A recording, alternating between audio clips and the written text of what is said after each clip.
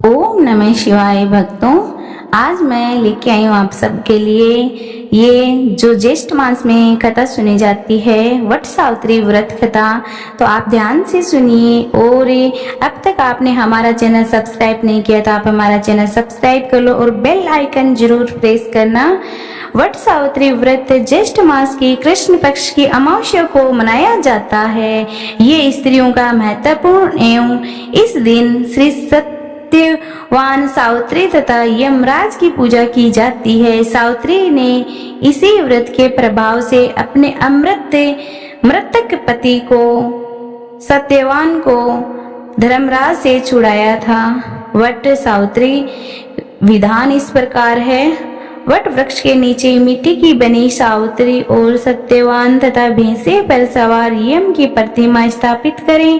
पूजा करनी चाहिए तथा बड़ की जड़ में पानी देना चाहिए। पूजा के लिए जल, मूली, रोली, कच्चा दूध, भिगोया हुआ चना और फूल तथा धूप होनी चाहिए। जल से वट वृक्ष को सींचकर तने के चारों ओर कच्चा धागा लपेटकर 3 बार परिक्रमा करनी चाहिए। इसके पश्चात सत्यवान सावित्री की कथा सुननी चाहिए।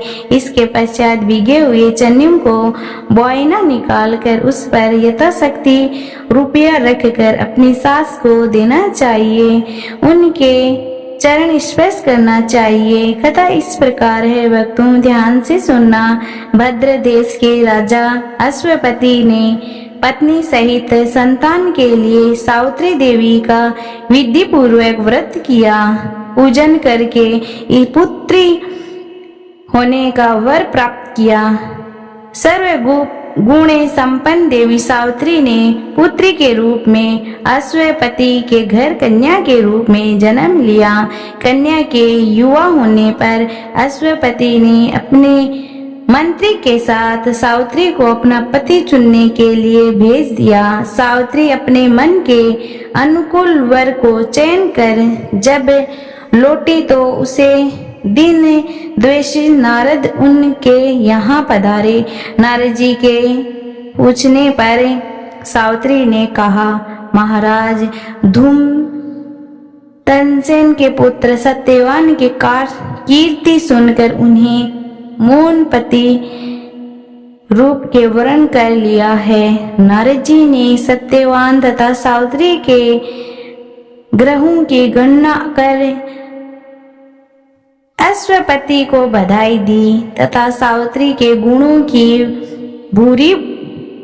भूरी प्रशंसा की और बताया कि सावित्री के 12 वर्ष की आयु होने पर सत्यवान की मृत्यु हो जाएगी। नारद जी का बात सुनकर राजा अश्वपति का चेहरा मुरझा गया। उन्होंने सावित्री से किसी अन्य को अपना पति चुनने का सलाह दी, परंतु सावित्री ने उत्तर दिया कि आर्य कन्या होने के नाते जब मैं सत्यवान का वर्ण कर चुकी हूँ, जो अब वे चाहे अल्पायु हो या दीर्घायु, मैं किसी अन्य को अपने हृदय में स्थापित नहीं कर सकती। सावित्री ने नारद जी से सत्यवान की मृत्यु का समय ज्ञान कर लिया। दोनों का विवाह हो गया। सावित्री अपने सेवसुर परिवार के साथ जंगल में रहने लगी। नारद जी द्वारा बताए हुए दिन से 3 दिन पूर्व से ही सावित्री ने उपवास शुरू कर दिया। नारद द्वारा निश्चित तिथि को जब सत्यवान लकड़ी काटने के लिए चला तो सास ससुर से आज्ञा लेकर वह भी सत्यवान के साथ चल दी। सत्यवान वन में पहुंचकर लकड़ी काटने के लिए वृक्ष पर चढ़ा। वृक्ष पर चढ़ने के बाद उसके सर में भयंकर पीड़ा होने लगी। वह नीचे उतरा। सावित्री ने उसे बड़ के पेड़ के नीचे लेटाकर उसका सिर अपनी जांघ पर रख लिया। देखते ही देखते यमराज ने ब्रह्मा के विधान की रूप रेखा सावित्री के सामने स्पर्श की और सत्यवान के प्राणों को लेकर चल दिया।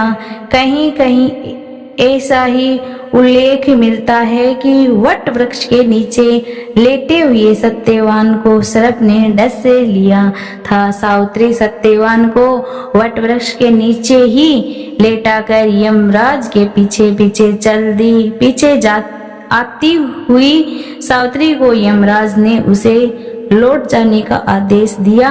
इसी पर वह बोली, महाराज, जहाँ पति वहीं पत्नी, यही धर्म, यही मर्यादा है। सावित्री की धर्म निष्ठा से प्रसन्न होकर यमराज बोले, पति के प्राणों की अतिरिक्त कुछ भी मांग लो। सावित्री ने यमराज से सास ससुर के आंखों की ज्योति और दीर्घ आयु मांगी। यमराज तथास्तु कहकर आगे बढ़े गए। सावित्री भी यमराज का पीछा करती रही। यमराज ने अपने पीछे आते सावित्री को वापस लौटने जाने को कहा तो सावित्री बोली, पति के बिना रानी के जीवन का कोई सार्थक नहीं। यमराज ने सावित्री के पति धर्म से खुश होकर पुण्य वर मांगने को कहा। इस बार उनसे अपने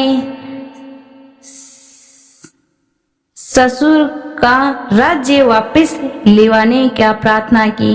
तथास्तु कहकर यमराज आगे चले। सावित्री अब भी यमराज के पीछे चलती रही।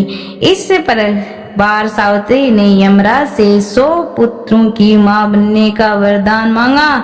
तथास्तु कहकर जब यमराज आगे बढ़े तो सावित्री बोली, आपने मुझे 100 पुत्रों का वरदान दिया है, पर पति के बिना मैं मां किस प्रकार बन सकती हूँ? अपना यह तीसरा वर पूरा कीजिए। सावित्री की धर्म निष्ठा, ज्ञान, विवेक तथा पतिव्रत धर्म की बात जानकर यमराज ने सत्यवान के प्राणों को अपने पास से स्वतंत्र कर दिया। सावित्री सत्यवान के प्राण को लेकर वटवृक्ष के नीचे पहुंची, जहां सत्यवान का मृतक शरीर रखा हुआ था। सावित्री ने वटवृक्ष की परिक्रमा की तो सत्यवान जीवित हो उठा। प्रसन्नचित सावित्री आने सास ससुर के पास पहुंची तो उन्हें नेत्र ज्योति प्राप्त हो गई। इसके बाद उनको खोया हुआ राज्य भी उन्हें मिल गया। आगे चलकर सावित्री 100 पुत्रों की माता बनी। इसी प्रकार चारों दिशाएं सावित्री की पतिव्रत धर्म के पालन कीर्तन से गूंज उठा। बोलो सत्यवती सावित्री की जय, धर्मराज जी की जय। यही कथा समाप्त होती है भक्तों। अब हम आगे मिलेंगे ज्येष्ठ मातम्य के साथ में। तो हमारा जो ज्येष्ठ मातम्य है वो एंड तक पूरा वीडियो देखना। फिर मिलते हैं अगले वीडियो में। जय श्री बालाजी की जय, सिया राम।